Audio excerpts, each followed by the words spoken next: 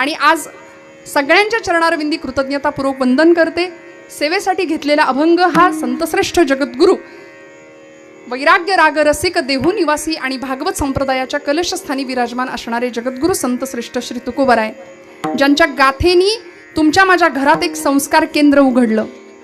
भक्ती ज्ञान आणि वैराग्याचं युतिपर्व असलेली तुकोबरायांची गाथा तुमच्या माझ्या सगळ्यांचा माथा सुधरवणारी आहे, म्हणून प्रत्येकाकडे असावा असा तुकोबरायांचा गाथा। आज या गाथेतला सर्वपरिचित सगळ्यांच्या पाठांतरातला बहुपरिचित असलेला 4 चरणांचा गोड असा अभंग, भगवंताच्या जवळ जायचं असेल तर जीवन कृतार्थ कसं करावं आणि जन्ममरणाची येरझार संपावी याकरता नेमकं साठवायचं काय याचा कित्ता सांगणारा तुकोबरायांचा हा अभंग आहे। विठ्ठल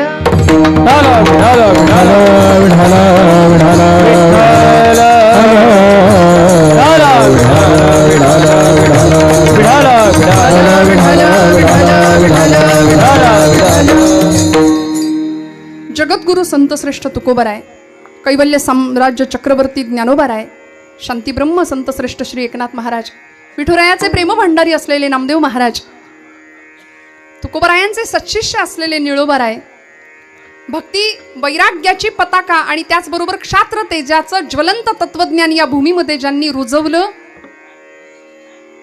इथल्या प्रत्येक मेलेल्या मनाला ज्यांनी जागं केलं आणि क्षात्र तेजाचा भगवा ध्वज इथल्या मातीमध्ये अखंड फडकवत ठेवला, असे तुकोबरायांना समकालीन असलेले समर्थ रामदास स्वामी, ज्यांची बैठक आपल्या गावामध्ये होतीये, बरोबर ना?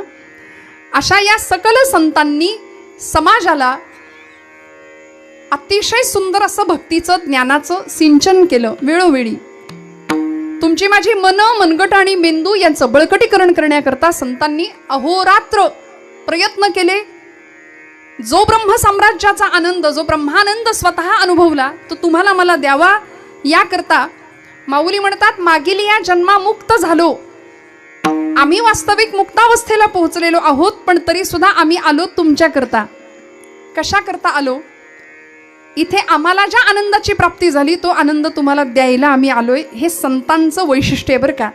आपल्याला जे मिळालं ते दुसऱ्याला द्यावं, याला म्हणायचं संत। आणि आमच्या बाबतीमध्ये थोडासा हा नियम बदलतो,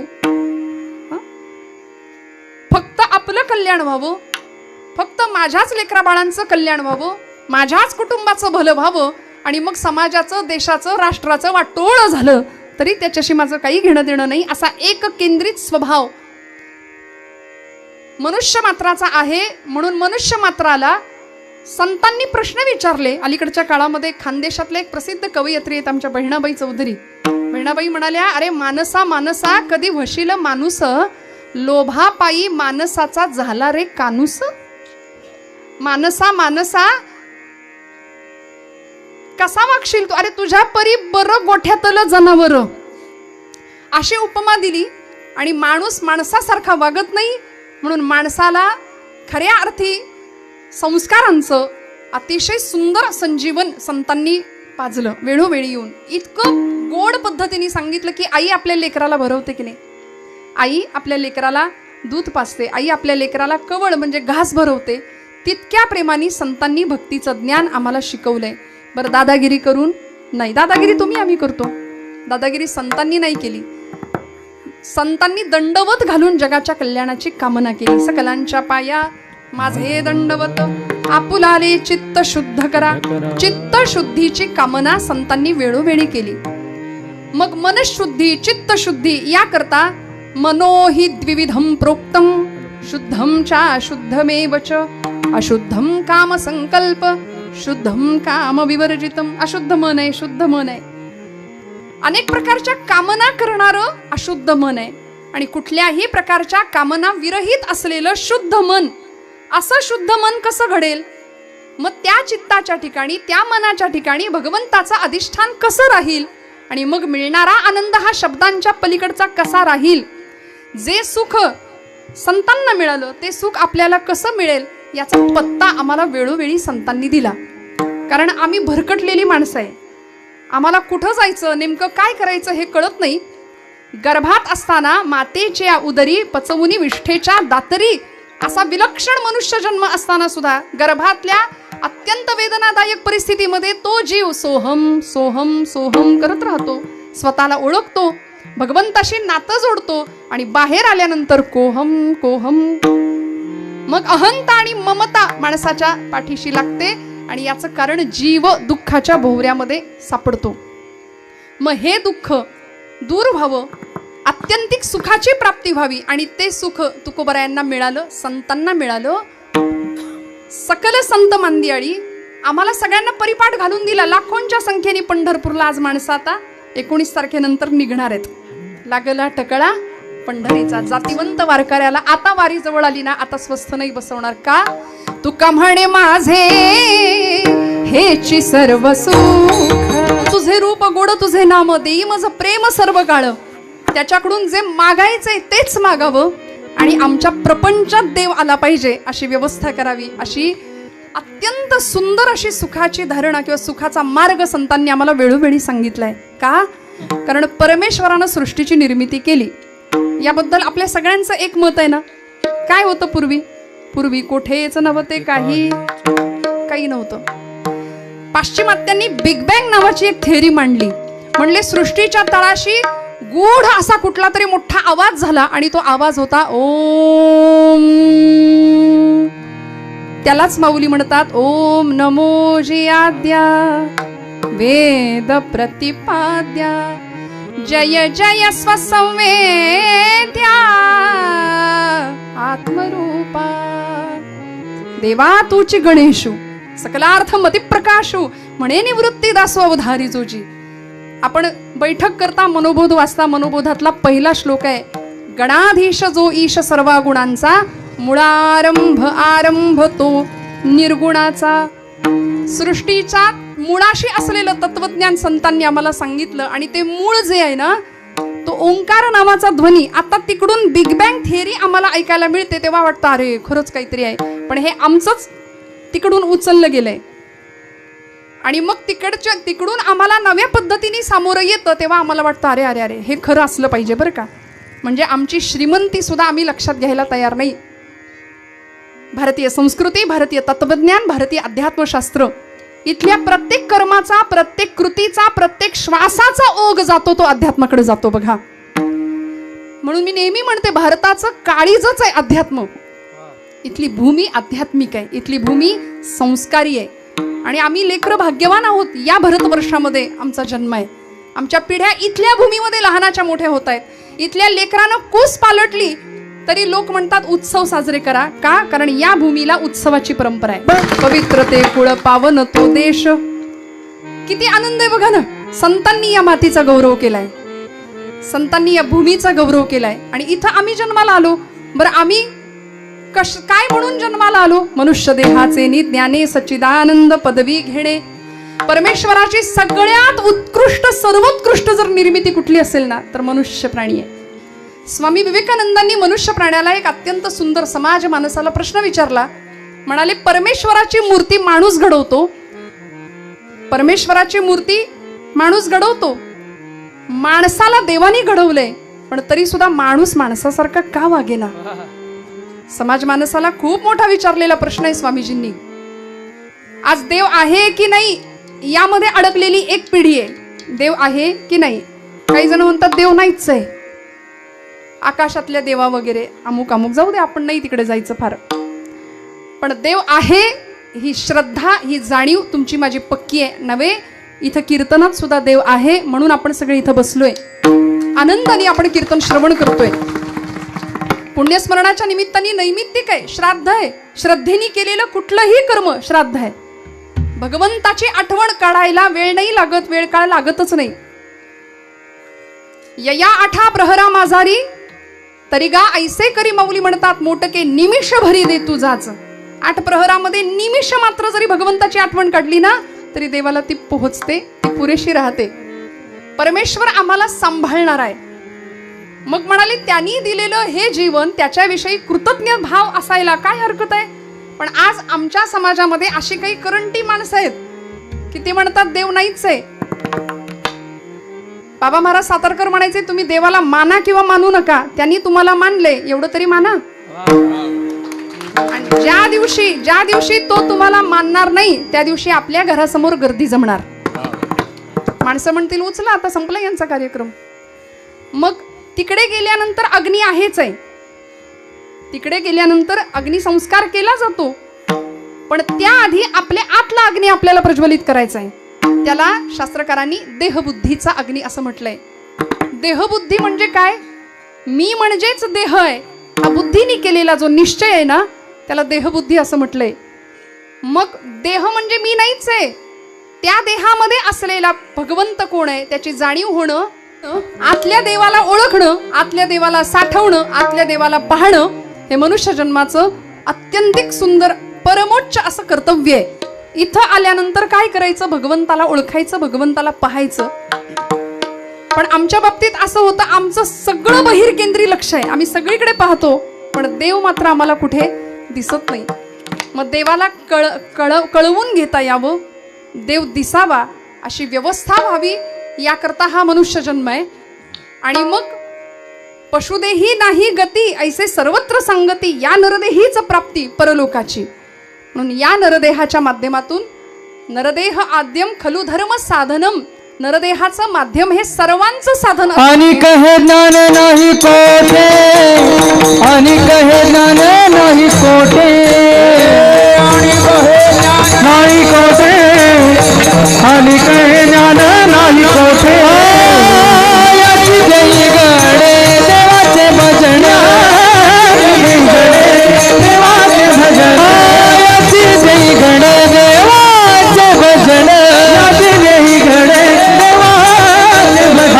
आणि कहे ज्ञान नाही कोठे, आणि कहे ज्ञान नाही कोठे, आणि कहे ज्ञान नाही कोठे, आणि कहे ज्ञान नाही कोठे, नाही काही कोठे, नाही कोठे.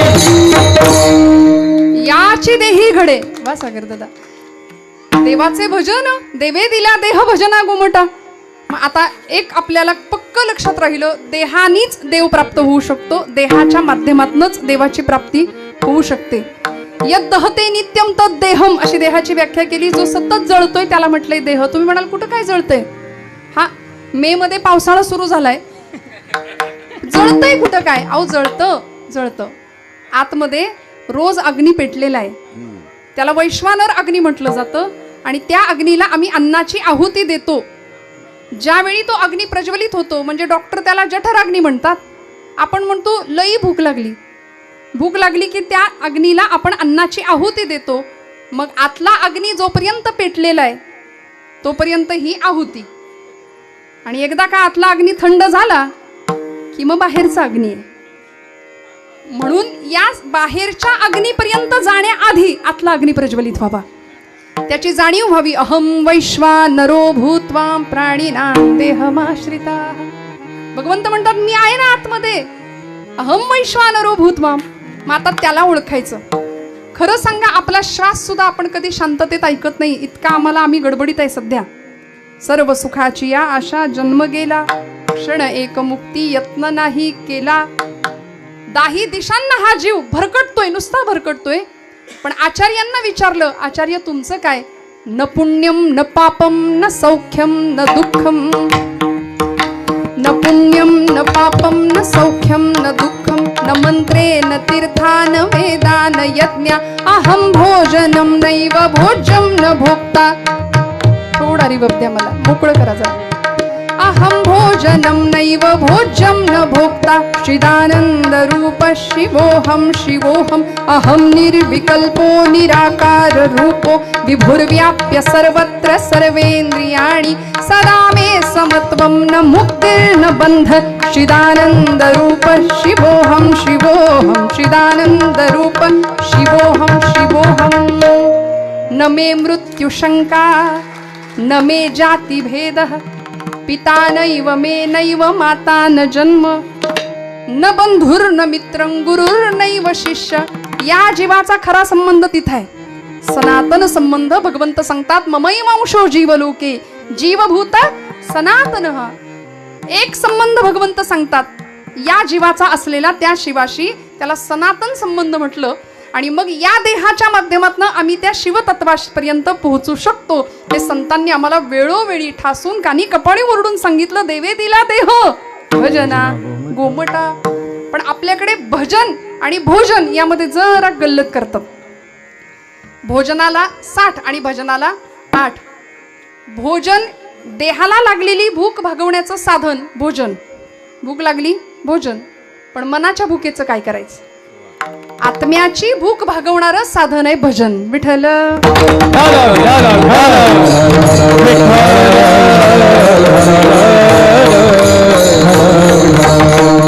माऊली म्हणतात स्वभावतः मनुष्य हा भजनशील आहे. देखे मनुष्य जात सकळ स्वभावतः भजनशील. मग आम्ही भजनशील स्वभावताच असो, आमचा पिंडच येतो, तरी सुद्धा आम्ही भजनाकडे काय येत नाही? याचं कारण असं आहे की आमची श्रीमंती आम्हाला माहिती नाही. आम्ही कुणाचे वंशज आहोत, आम्ही कुणाचे अंश आहोत हे आम्ही जाणत नाही. आणि याकरता प्रत्येक वेळी नरदेहाचं सार्थक संतांनी आम्हाला सांगितलं की आता हा मिळालेला नरदेह आहे ना, याचं सार्थक करायचं असेल, आनंद साम्राज्याचा धनी व्हायचा असेल ना, तर म्हणाले या देहाच्या माध्यमातनं हे देह साधन आहे आणि त्या साध्यापर्यंत आम्हाला पोहोचायचंय. जन्माला आलेला प्रत्येक जीव वासांसी जीर्णानी यथा विहाय नवानी गृह्णाति नरोपराणी यथा शरीराय विहाय जीर्णान्याति सय्यानी नवानी देही. इथं आलेला प्रत्येक जीव जाणार आहे. भले भले मोठे पुरुष महापुरुष आले, प्रत्येकाला जावं लागलं. इथं कुणी कायमस्वरूपी राहायला आलंय का? गेले ते पामर जीव किती किती असंख्यात मंडळी आली आणि गेली. इथं असलेल्या प्रत्येकाला हे मान्य आहे की आपल्या सगळ्यांना जायचंय. मान्य आहे ना? सगळ्यांना जायचंय. खो खोचा डाव आताची मुलं खेळत नाहीत, पण खो खोच्या खेळामध्ये ज्याला खो बसलाय त्याला उठावं लागतं. तो जर म्हटला मी उठणारच नाही तर डाव मोडेल, खेळ मोडेल. हा सृष्टीचा नियम आहे. अंतिम अटळ असलेलं सत्य इथं आलेल्या प्रत्येकाला जायचंय. ओवी आपल्याला पाठ आहे, सगळ्यांना माहिती आहे. उपजेते नाशे नाशिले पुनरपी दिसे. यक्षराज प्रकरण आहे महाभारतामध्ये. या महाभारतामध्ये धर्मराजांनी यक्षराजांनी धर्माला अत्यंत सुंदर सुंदर प्रश्न विचारलेत. त्यातला एक प्रश्न असा होता, धर्मराजा जीवनातलं सगळ्यात मोठं आश्चर्य काय आहे? तेव्हा धर्मराजांनी उत्तर दिलं, अहन्यहानी भूतानी गच्छन्ति यम मंदिरम तेषा स्थिरत्वमिच्छन्ति किमाश्चर्यमतः परम. धर्मराजांनी उत्तर दिलं, म्हणाले आमच्यापैकी एखादा जर माणूस निघून गेलं, इहलोकाची यात्रा त्यांनी संपवली, तर त्याला पोहोचवायला आप्तेष्ट परिवार, मित्रमंडळी, नातेवाईक सगळे जातात. कुठे? यम मंदिरम. यमाचं मंदिर आपण घाट म्हणतो, स्मशान म्हणतो, है की नाही, नदीवर म्हणतो. गेलो सगळी मंडळी तिथे जातात. आणि काय होतं धर्मराज सांगतात, तिथे गेल्यानंतर जाणाऱ्या माणसाबद्दल तेवढ्या हळहळ व्यक्त केली जाते. जीवनाची नश्वरता आम्हाला कळते. मनुष्य जन्मात काही नाही बघा, काही नाही. काल आम्ही एकत्र चहा प्यायलो, काल आम्ही एकत्र व्यवस्थित बोललो, आणि आज ती व्यक्ती निघून गेल्यानंतर आम्हाला तिथं येतं ते स्मशान वैराग्य. ते तेवढ्या पुरतच असतं. घरी आल्यावर आम्ही म्हणतो मस्त आलं टाकून गरम चहा कर ग. हे मनुष्य जन्माचं. बरं, तिथे गेल्यानंतर मनुष्य तिथला तो अंत्यविधी झाला, संस्कार झाला की माघारी येणारी माणसं, माघारी येणारा मनुष्य ज्या ॲटिट्यूडमध्ये माघारी येतो की जणू काही माझा आणि या जागेचा काही संबंधच नाही, हे जे माणसाचं वाटणं आहे ते जगातलं सगळ्यात मोठं आश्चर्य आहे. विठ्ठल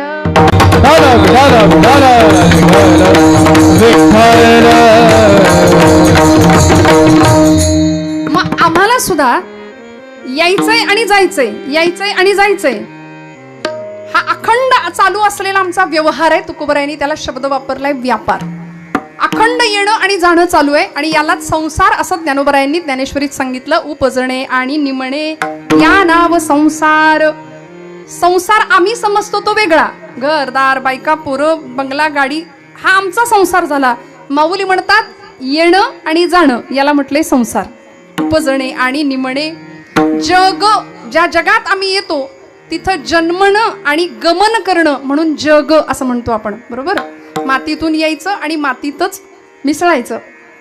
मग या संसारामध्ये, या रहाटगाडग्यामध्ये पुन्हा पुन्हा पुन्हा पुन्हा या चक्रामध्ये फसण्यापेक्षा संतांना जो व्यापार जमला तो आम्हालाही जमावा, याकरता आपली ही येरझार संपावी ही तुकोबरायांची इच्छा आहे. दुसऱ्याच्या त्यांची सरली येरझार झाला सफल व्यापार. आपल्यापैकी बरीच मंडळी व्यापारी आहेत, बिझनेस करणारी आहेत. कुठला व्यापार, संतांनी कुठला व्यापार सांगितला आणि आम्ही कुठला व्यापार समजतो. आमच्या व्यापारामध्ये आम्हाला नफा आणि तोटा एवढंच कळतं. पण संतांचा व्यापार सफल झाला, तुमचा माझा व्यापार सफल व्हावा ही तुकोबरायांची इच्छा आहे. त्यांची सरली येरझार झाला सफल व्यापार. आम्ही जो व्यापार समजतो तो संतांना अपेक्षित नाहीये. इथं आल्यानंतर फक्त सुखाची वखवख, आधुनिक सुखाच्या साधनांनी माणसाची वखवख वाढवली आहे. भक्तीनं आणि अध्यात्मानं माणसाला मिळालेल्या आनंदात तृप्त आणि समाधानी राहण्याची वृत्ती शिकवली आहे. जीवनात नसलेला आनंद मिळवायचा कसा आणि असलेला आनंद वाढवायचा कसा हे ज्याला कळलंय ना तो भक्त आहे. ज्याच्या माध्यमातून कळलं ती उपासना आहे. ज्यांच्यामुळे चित्तवृत्ती प्रशांत होते, अंतर्वृत्ती बहरून येते, दुसऱ्याच्या हृदयातलं दुःख जाणण्याची संवेदनशीलता प्रतीत होते, त्याला म्हणायचं अध्यात्म. आणि हे अध्यात्म ज्यांना कळालंय त्यांना म्हणायचं संत. आणि अशा संत हृदयाचे लोण्यासारखं हृदय संतांचं समाजाने दिलेला सगळा छळ हसत हसत सहन केला आणि तुमच्या माझ्या कल्याणाचाच विचार केला. बाबा रे म्हणाले किती फिराल, किती येरझार कराल या रहाट गाडग्यामध्ये. पुनरपि जननम पुनरपि मरणम पुनरपि जननी जठरे शयनम. पुन्हा पुन्हा पुन्हा पुन्हा या चक्रामध्ये आम्ही फसतो. प्रचंड वासनेच्या आहारी आमचा मनुष्य जीवन जातं आणि जन्म घेणे लागे वासनेच्या संगे. या न्यायाने पुन्हा पुन्हा पुन्हा पुन्हा आम्ही जन्माला येतो. 84 लक्ष योनी मात्रांमध्ये हा जीव भरकटत राहतो. मग दया येते संतांना आणि संत माऊलीच्या अंतःकरणाने आम्हाला सांगतात की आम्ही जो आनंद अनुभवलाय ना तो आनंद तुम्हाला मिळाला पाहिजे. आनंद आम्ही अनुभवतो ते सुख, बर का, सुख आम्ही अनुभवतो ते सुख. बरं, ते सुखही खरं नसतं आणि त्याच्या पाठी आलेलं दुःखही खरं नसतं. संतांनी आनंदाचा अनुभव घेतला आणि आनंद स्वरूप कोण आहे? एकमेवा द्वितीय असलेलं ब्रह्म, तेच आनंद स्वरूप आहे. आनंद अद्वय नित्य निरामय. आनंद अद्वय नित्य निरामय. आनंद अद्वय नित्य निरामय. आनंद अद्वय नित्य निरामय. एका निज ध्येय योगियाचे, एका निज ध्येय योगियाचे. हे समचरण साजिरे विटेवारी, हे समचरण साजिरे विटेवारी. हे समचरण साजिरे विटेवारी, हे समचरण साजिरे विटेवारी. आनंद अद्वय नित्य निरामय. आनंद स्वरूपाची प्राप्ती मिळाली, जीवन मरणाची येरझार संपली आणि आम्ही भगवत स्वरूप झालो. अद्वैताचा साक्षात्कार प्राप्त झाला. आपल्याला नाही का असं वाटत की आम्हाला सुद्धा देव भेटावा, देव पाहता यावा? मग येरझार संपायची असेल आमची सुद्धा, जी संतांची संपली. ज्ञानोबराय तुमच्या माझ्या करता आले. मुक्तावस्थेला गेलेले सगळे संत पुन्हा जन्म घेतला तुमच्या माझ्या उद्धाराकरता. आणि आम्हाला सुद्धा अनंत जन्माची पुण्याई आहे म्हणून आज आम्ही सगळे इथं आहोत, बरं का. अनंत जन्मोनी पुण्य होया, अनंत जन्मोनी पुण्य होया, पुण्य होया.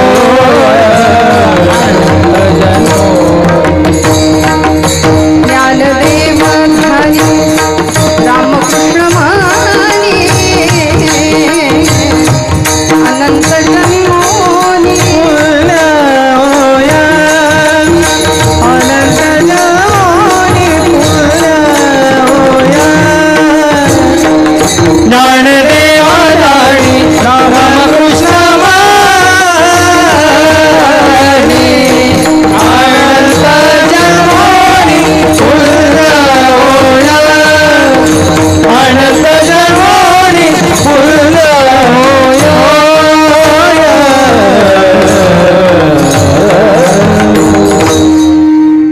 माझी अनंत जन्माची पुण्य आहे म्हणून आम्ही इथं आलो.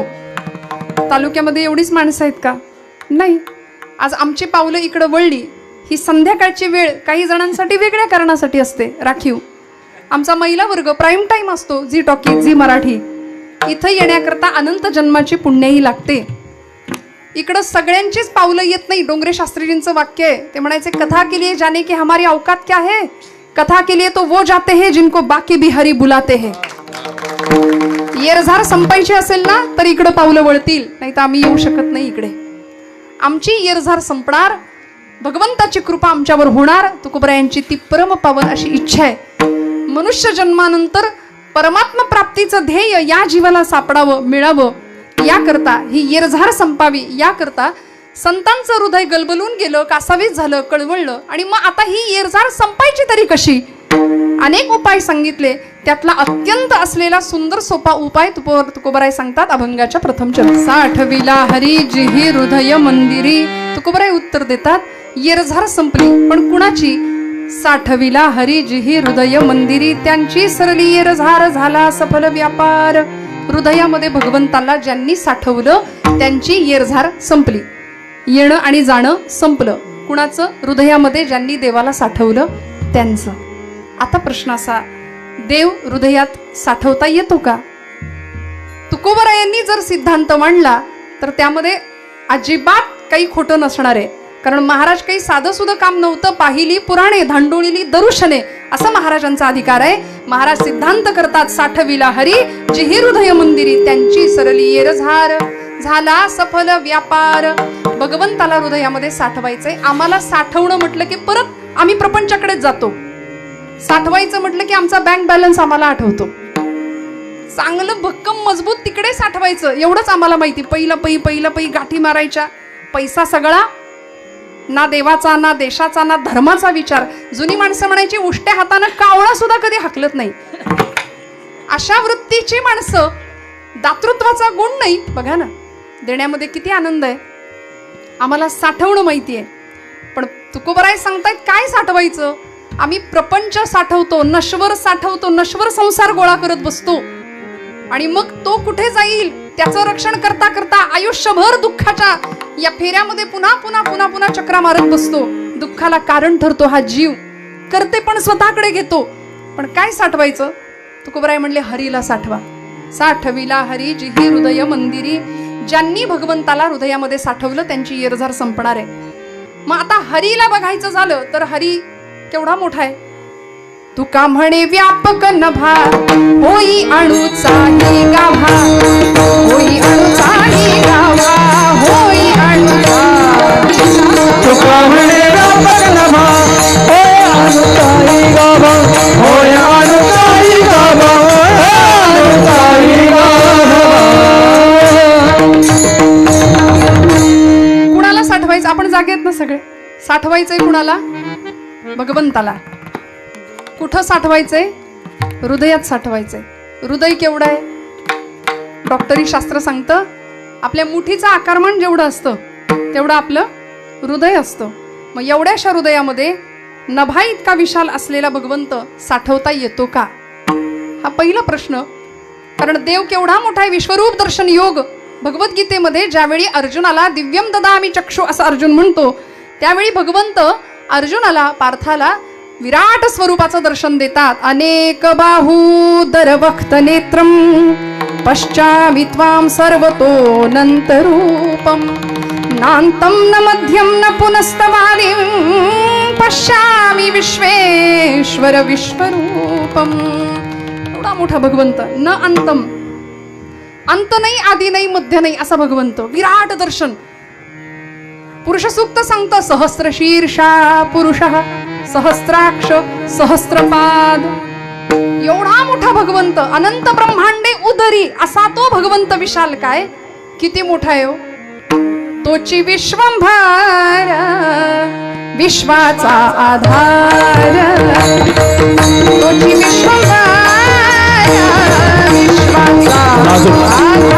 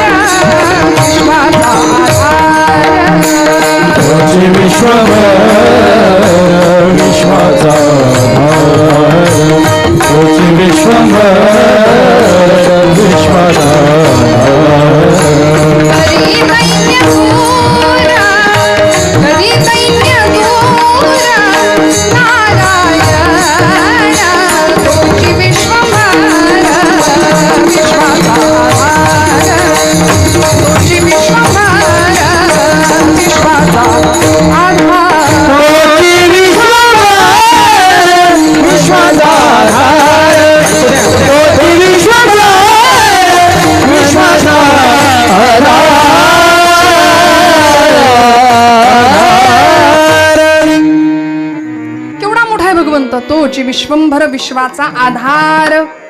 विश्वाला ज्यांनी आधार दिलाय असा भगवंत, त्याला आम्ही जन्मोत्सवाच्या कीर्तनाला पाळण्याचा आधार देतो.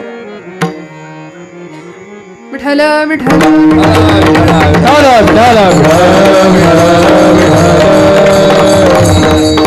जो अजन्म आहे तो भगवंत जन्माला येतो, सगळ्या विश्वाला आधार देतो. जगत चालक अखिलकोट ब्रह्मांडाचा नायक असं म्हटलंय. मग एवढं मोठं त्याचं व्यापकत्व आहे, तर तो आपल्या हृदयामध्ये सापडतो का? तर त्याचं उत्तर आपण प्रमाणात ऐकलं. तुका म्हणे व्यापक नभा होई अणुचाही गाभा. श्रुती सांगते, उपनिषदकार सांगतात, अणोरणियान महतो महियान. मुंगी होऊन मुंगीच्या देहात राहतो आणि हत्ती होऊन हत्तीच्या देहामध्ये राहतो. असं जर त्याचं व्यापकत्व आहे तर भगवंत हृदयामध्ये साठवता येऊ शकतो. अनेकांनी त्याला साठवलं. आमच्या जनाबाईंनी त्याला साठवलं की नाही हो? हृदय बंदीखाना केला आत विठ्ठल कोंडीला. काय झालं? जनाबाईंना कोडं पडलं, सगळ्यांना कोडं पडलं. जनाबाईच्या झोपडीत नेमके 2 आवाज येत आहेत. कुठून? जनाबाई एकट्याच गातायत, आवाज बाहेर 2 येतात. लोकांनी विचारावं, जने खरं सांग की गा आतमध्ये कोण आहे? जनाबाई म्हणतायत, आता माझ्या बोलण्यावर विश्वास नाही तुमचा, खरंच कोणी नाही. आहो मी एकटीच कधीपासून दळण दळतीया. लोकांनी सांगावं, जने जने अगं 100 माणसं 2 आवाज आहेत त्यातून, तू बरी म्हणते मी एकटीच आहे, खरं सांग आतमध्ये कोण बसले? आणि जनाबाई हळूच सांगतात, पांडुरंग आला होता. पांडुरंग तुझ्या झोपडीत कशापायी गा आला होता?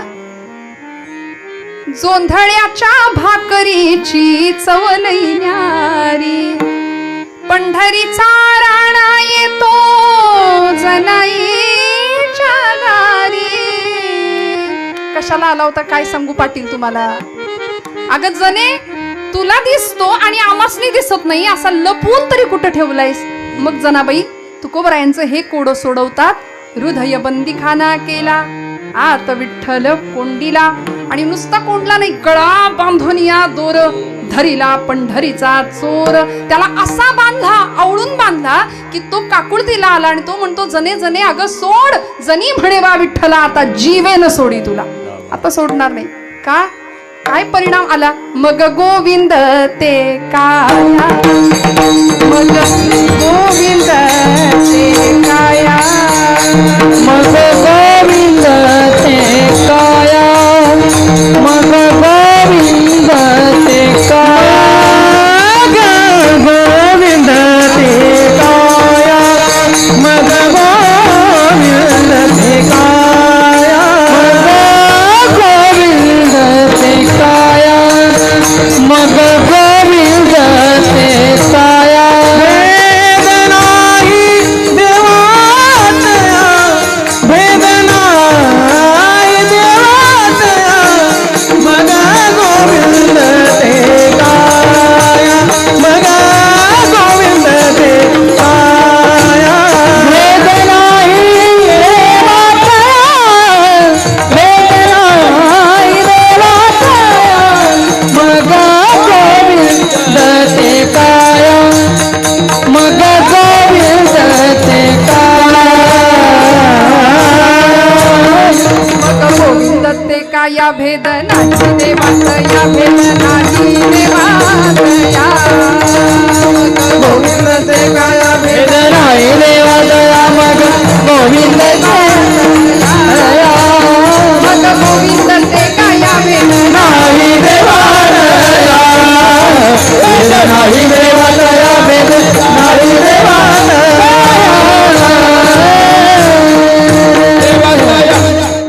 तुमचा प्रभाव पडला आमच्यावरती.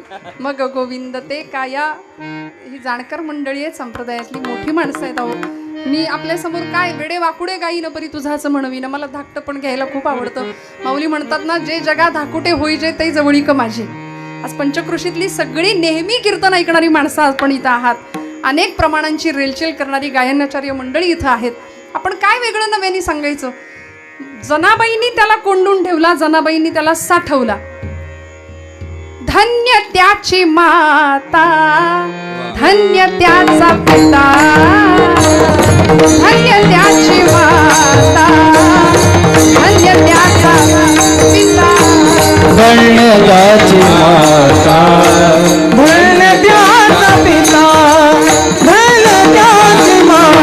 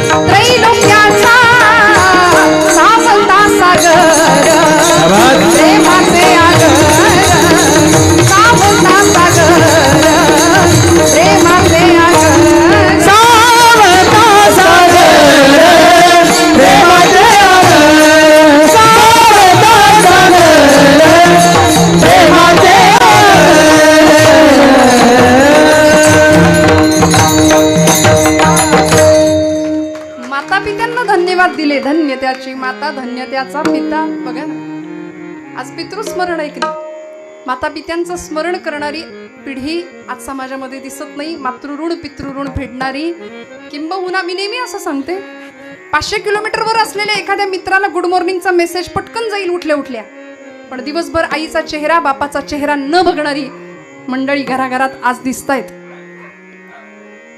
असा एखादा पिता असतो की जो 2 वर्षाच्या आपल्या लेकराला आपल्या खांद्यावर घेतो आणि आजपर्यंत घाम गाळून रक्त जाळून मिळवलेल्या इस्टेटीचा क्षणार्धात मालक करतो. हा माझा वारस आहे पुढचा. बापाचा अंतःकरण, बापाचं हृदय.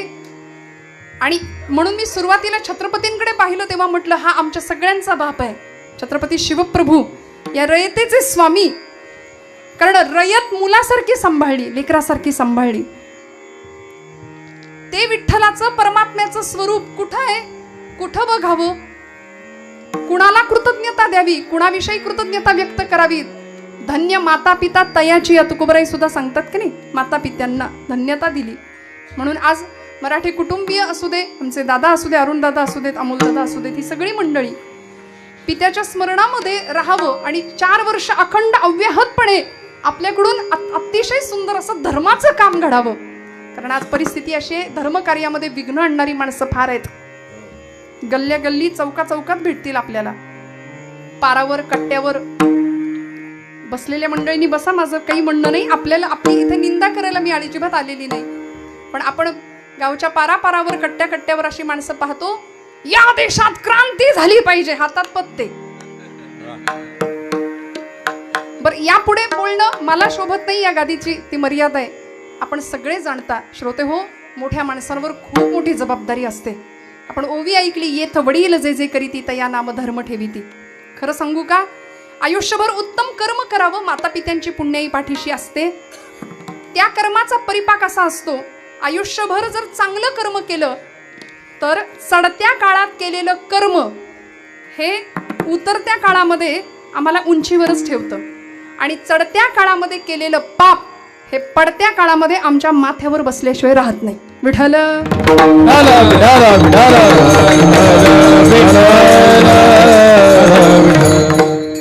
बापजाद्यांची पुण्याई असते, माता पित्यांची पुण्याई असते, ती पुण्याई आम्हाला कामी येते. माझे गुरुजी असं म्हणतात, वडिलांनी म्हणजे बंगला दारू विकून जर बंगला बांधला असेल तर पुढच्या काळामध्ये मुलगा बंगला विकून मध्यप्रश्नच करणार आहे की नाही. ही परिस्थिती आहे. आज मोठ्या माणसांवर जबाबदारी आहे. वडील जर रोज पानपट्टीवर जात असतील तर मुलगा दुसरं काहीच करणार नाही, काहीच नाही करणार. व्यसन फॅशन याच्या आहारी निघालेली आमची चंगळवादाच्या आणि भोगवादाच्या आहारी निघालेली पिढी का कीर्तनं ऐकायची. अध्यात्माच्या माध्यमातून परिशुद्ध असं जीवनाचं कल्याण व्हावं, अतिशय उदात्त हेतू आम्हाला संत मांदियाळींनी दिलाय. असे सुंदर आदर्श आमच्यासाठी ठेवावेत. भगवंताला हृदयात ज्यांनी साठवलं, छत्रपती शिवप्रभूंच्या गळ्यामध्ये कायम 64 कवड्यांची देवी भक्तीची माळ असायची. हृदयस्थ सतत जगदंबेचा उच्चार असायचा, जगदंब उदयोस्तु, जगदंब उदयोस्तु. अखंड हर हर महादेव हा सैन्याचा टाहो होता, गजर होता. ज्यावेळी 150 मावळ्यांच्या धारोष्ण रक्ताचा अभिषेक शिवशंभू महादेवाच्या पिंडीवर वाहतो ना, वाहिला जातो, त्यावेळी शपथ घे, समर्पित केलं जीवन देव देश धर्मासाठी. भगवंताला हृदयामध्ये ठेवल्यानंतर ह्या घटना आपोआप जीवनाकडून घडतात. तुका म्हणे सत्य कर्मा व्हावे साह्य, घातली या भयन नरका जाणे. इथं आम्ही खचलो ना तर आम्हाला ती वाट संतांनी दाखवली आहे. त्यामुळे तुमच्या माझ्याकडून उत्तम कर्म घडावं, जे जे उत्तम उदात्त उन्नत महन मधुर तेते, आणि पुढच्या पिढ्यांसमोर, पुढच्या उज्ज्वल भवितव्यासमोर आमचा आदर्शाचा कित्ता असा सुंदर राहावा. 6 जूनचा उद्याचा दिवस, रायगडावर 32 मण सोन्याचं सिंहासन सजलं ना. भगवंताचं अधिष्ठान हृदयात होतं. त्यात जगदंबेला प्रार्थना केली होती, देवी उमे कालिके आदिशक्ती शिवानंदिनी भक्त कल्याणिनी. देवी उमे कालिके आदिशक्ती शिवानंदिनी भक्त कल्याणिनी. चंडासुर छेदिनी भद्रकालिनी शंभासुर प्राण संहारिणी. चंडासुर छेदिनी भद्रकालिनी शंभासुर प्राण संहारिणी. दाक्षायणी शैल राजेंद्र कन्ये जगत स्वामिनी राजराजेश्वरी. कुळाची भवानी तुला प्रार्थितो हा शिवाजी रणी दे जय स्वामिनी.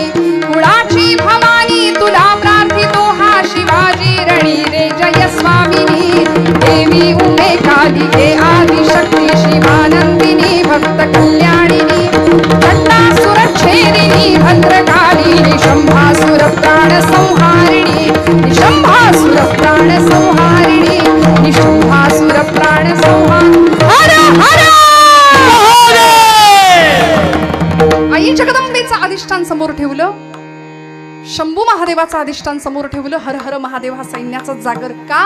हृदयामध्ये देवाचं अधिष्ठान राहिलं. त्यामुळे येणाऱ्या हजारो पिढ्यांसाठी अतिशय सुंदर असं आदर्शाचं दान माझे राजे देऊन गेले. 32 मण सोन्याचं सिंहासन रायगडाच्या भूमीमध्ये सजलं. झुकल्या वाकल्या गर्विष्ठ माना या शिवमंदिरी हा इतिहास या भूमीचा घडला. मग मला सांगा, अधिष्ठान देवाचं होतं. जिजाऊ माऊलींनी आई म्हणून प्रचंड मार्गदर्शन केलं आणि आपल्या राजकारणाचा दीर्घ अनुभव छत्रपतींना वेळोवेळी देत राहिल्या. त्याचा परिणाम असा झाला, एक शककर्ता राजा महाराष्ट्राला मिळाला. शिवाजी राजे कुठूनही असे आकाशातून आले किंवा देवीने असा आशीर्वाद दिला, इकडून लाईट आली, टीव्हीत बघतो आपण तसं काही, आणि मग राजे तयार झाले असं आपण नाही ऐकत. आईला किती कष्ट घ्यावे लागत असतील, पित्याला काय कष्ट घ्यावे लागले असतील. प्रचंड तडजोड आणि प्रचंड संघर्ष करून अशी व्यक्तिमत्व घडतात. म्हणून प्रत्येक वेळी धन्यता दिली जाते माता पित्यांना. ज्यांनी हृदयामध्ये भगवंताला साठवावं अशी इच्छा व्हावी ती पुण्याई असते आई वडिलांची. सावतोबांचं उदाहरण आपण ऐकतोय. काय केलं? भगवंताला हृदयात साठवलं. आरणगाव पंढरपूरपासून अत्यंत जवळ असलेलं गाव, काही कोसांवर, पण तरी सुद्धा कधीही पंढरपूरला न जाणारे आमचे सावतोबा, कधीच नाही. आणि मग रुक्मिणीने एक दिवस पांडुरंगाला विचारलं ना आईसाहेबांनी, अहो सगळे लोक एवढी गर्दी करतात पंढरपुरामध्ये, पण असा कोणी भक्त आहे का हो की जो पंढरीला येतच नाही? सगळे पंढरपूरला येतात पण सगळ्यांना वैकुंठ प्राप्त होतो का देवा? हे कोण विचारते? इकडून बर का, इकडून आवाज आला. तसा आमचा आवाज जास्त असतोच, घरात सुद्धा असतो ना या वर्गाचा आमचा. तुम्ही जरी मागा असला तरी घरात आपला आवाज असतो की नाही? हो म्हणा, तुम्ही म्हणा हो.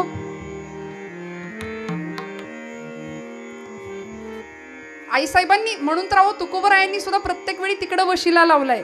रखुमाईच्या पती सोयरिया, गोड तुझे रूप गोड तुझे नाम, रखुमाईच्या पती सोयरिया. प्रत्येक वेळी तिकडे वशिला का लावला?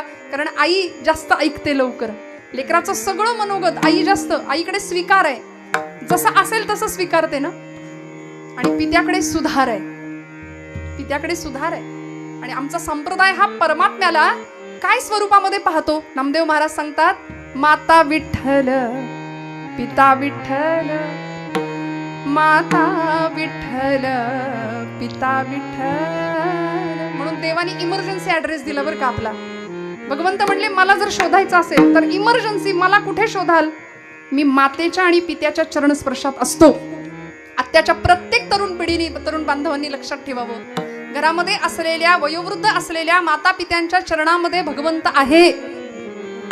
आमचा एखादा तरुण बांधव पटकन म्हणून जातो, आमची आई अडाणी आहे, तिला नाही काही कळत, आमचा बाप अडाणी आहे, त्याला नाही काही कळत. अहो 4 पुस्तकं कमी शिकली असतील, पण त्यांच्या रूपाने अनुभवांचं अख्खं विद्यापीठ तुमच्या माझ्या घरात वावरत असतं.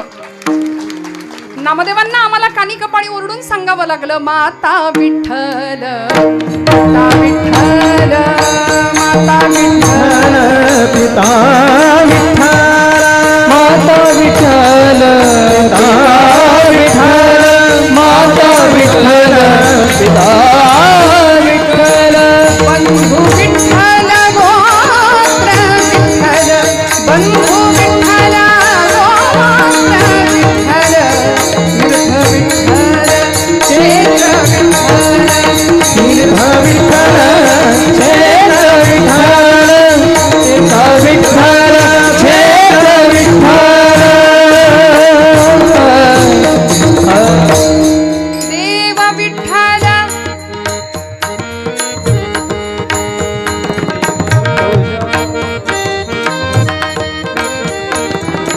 देव विठ्ठल देव मुला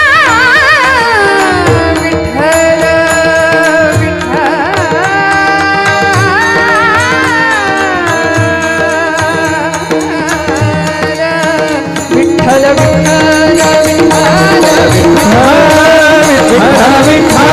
विठ्ठल विठ्ठल भगवंताला साठवलं. तुकोबराय म्हणतात, एकदा का आम्हाला भगवंत सापडला, हरी आला हाता, मग कैची भय आणि चिंता. देव सापडला ना की भयही राहत नाही आणि चिंताही राहत नाही. बघा, अध्यात्म आम्हाला निर्भय बनवतं. सध्या परिस्थिती अशी आहे की आध्यात्मिक माणसं जास्त घाबरलेली आहेत. सज्जन माणसं जास्त घाबरलेली आहेत आणि मग दुर्जनांचा प्रसार वाढतोय दिवसेंदिवस. धर्मकार्यामध्ये विघ्न आणणारी माणसं संख्येने जास्त वाढत आहेत. हिंदू धर्माविषयी स्वाभिमान असणारी माणसं नाहीयेत. निर्भयता फार गरजेची आहे. ज्याला देव सापडला ना तो निर्भय होतो. हरी आला हाता मग कैची भय चिंता. तुकोबराय म्हणले आम्ही निर्भय झालो. अध्यात्म माणसाला निर्भय बनवतं. हरीची या भक्ता नाही भय चिंता, दुःख निवारिता नारायण. भगवंत आमच्या सगळ्या दुःखाचं हरण करतो, निवारण करतो. आणि असा भगवंत ज्यावेळी सापडतो ना त्यावेळी आम्ही खऱ्या अर्थी निर्भय बनतो. मग समाजामध्ये नेमकं काय करावं याची प्रचिती आपल्याला येते. काय केलं पाहिजे आपण आपल्या पातळीवर? ऐका, एका इमारतीला खूप मोठी आग लागली. प्रचंड मोठा वणवा पेटला.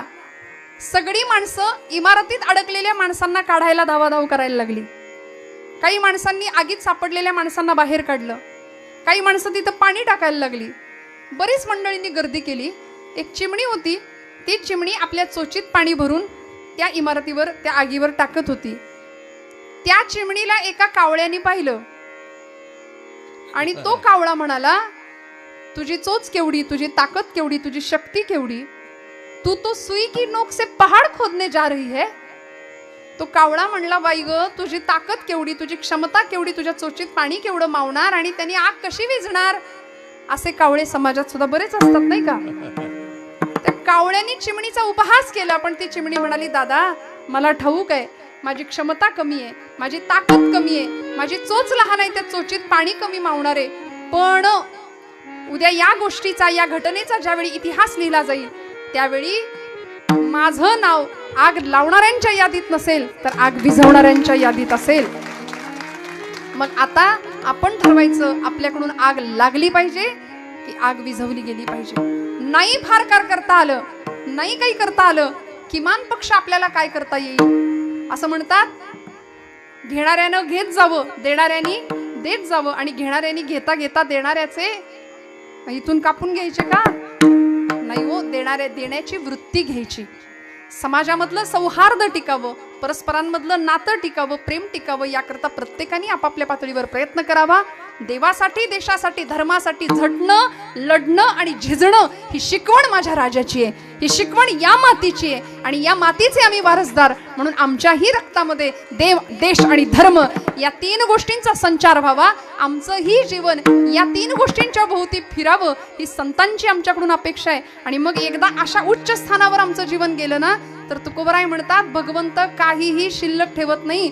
भगवंत आपल्या सगळ्याचं हरण करतो. तुका म्हणे हरी काही उरोने देऊरी, त्यांची सरली येर झार, झाला सफल व्यापार,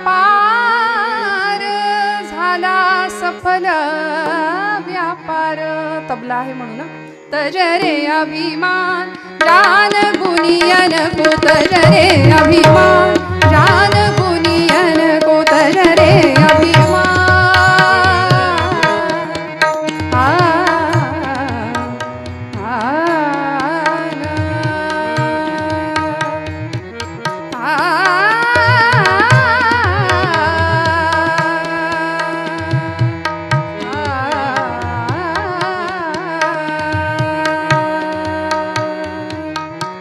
तजरे अभिमान जान गुनियन को, तजरे अभिमान जान गुनियन को, गुण की सेवान मान अवमान, गुण की सेवान मान अवमान. तजरे अभिमान जान गुनियन को, तजरे अभिमान, तजरे अभिमान, तजरे अभिमान.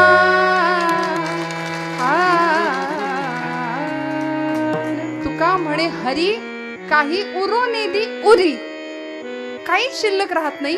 भगवंत सगळ्याचं हरी म्हणजे हरण करतो. हरी म्हणजे हरण करणारा. हराम्यघम च स्मर्तॄणाम. भगवंत म्हणतात, माझं स्मरण जरी केलं ना, विष्णू सहस्रनाम आपण सगळे म्हणत असाल, मला माहिती आहे इथं असलेली बरीच मंडळी निष्ठावंत वारकरी आहेत. निम्म्यापेक्षा जास्त गायक वादकच आहेत. संप्रदायावर प्रेम करणारी आहात. विष्णू सहस्रनामाची सुरुवात आहे, यस्य स्मरण मात्रेण जन्म संसार बंधनात विमुच्यते नमस्तस्मै विष्णवे प्रभ विष्णवे. विष्णू सहस्रनामाचं जो रोज पठन करतो, वासुदेवानंद सरस्वती टेंबे स्वामी महाराज म्हणले, त्याच्या भोवती भगवंताचं सुदर्शन चक्र कायम राहतं, कायम राहतं. कायम स्मरण करावं. आणि जो देवाचं स्मरण करतो, तुका म्हणे हरी काय करतो, हरण करतो. हरी रे माझे हरिले चित्त भारवित्त विसरले. अशी अवस्था तुमची माझी सुद्धा होते. आणि मग काय राहतं, काही उरो नेदी उरी. मग काय उरतं, काम क्रोधे केले घर रीते, तुका म्हणे देह भरिला विठ्ठल. आणि अशा पद्धतीने अभंगाचा माझ्या यथाशक्ती यथामक्ती चिंतन स्पर्श करण्याचा अभंगाला प्रयत्न केला. सगळ्यांच्या चरणारविंदी कृतज्ञतापूर्वक वंदन करते. मराठी परिवाराला मनापासून धन्यवाद देते. खरं सांगते, ज्यांचं पुण्यस्मरण 4 वर्ष झालं, आजचं 4थं वर्ष आपण करतो आहोत, खऱ्या अर्थी हे वैभव बघितलं की तो व्यापार सफल झाला असं म्हणायला हरकत नाही. मग जुन्या माणसांनी, जाणाऱ्या माणसांनी नवीन पिढीला काय द्यायचं असतं, तर हे विचारांचं दान द्यायचं असतं. म्हणून तर श्रीमंतीची खरी अवस्था, खरी व्यवस्था काय, बाबा आमट्यांना विचारलं होतं. म्हणाले, बाबा खरी श्रीमंती कशाला, भरपूर पैसा, भरपूर अडका, भरपूर जमीन जुमला, बँक बॅलन्स, एवढं सगळं मिळालं की श्रीमंत का. बाबा म्हणाले, नाही, हजारो कुष्ठरोग्यांची मी सेवा केली, पण सांगतो माझ्या पुढच्या पिढ्यांमध्ये संपत्तीसाठी, इस्टेटीसाठी, विधभर जमिनीच्या तुकड्यासाठी कधीही भाऊ भावाचा खून नाही पाडणार, कधीही भाऊ भावाला कमी नाही लेखणार, शिव्याशाप नाही देणार. तर कुणी कुणाची किती सेवा करायची याच्यासाठी माझ्या पुढच्या पिढ्यांमध्ये भांडणं होतील, सेवेसाठी भांडण होईल. मला असं वाटतं खऱ्या अर्थी या मराठी परिवाराला धन्यवाद द्यावे तितके कमी आहेत. 4 वर्ष आणि अशा पद्धतीने समाजासमोर या पद्धतीने आपली सेवा पोहोचावी या सदिच्छा देते. मराठे काकांच्या पुण्यस्मृतीला मनापासून धन्यवाद. आपण सगळी वंदन करते. आपण सर्वच मंडळी अतिशय मोठ्या आनंदाने प्रेमाने इथे उपस्थित राहिला. संतांची भूमी असं यूट्यूब चॅनल आहे आमच्या कैलास दादाचं, आणि शिवाय इथलं मला वाटतं इथलंच यूट्यूब चॅनल आहे. मनापासून सगळ्यांना त्यांनाही वंदन करते. पंचकृषीतले सर्व राजकीय, सामाजिक, शैक्षणिक, धार्मिक, पारमार्थिक क्षेत्रातली सर्व मंडळी, सगळ्यांच्या चरणारविंदी कृतज्ञतापूर्वक वंदन. बोलत असताना काही वेळवाकडं गेलं असेल तर मोठ्या अंतकरणाने क्षमा.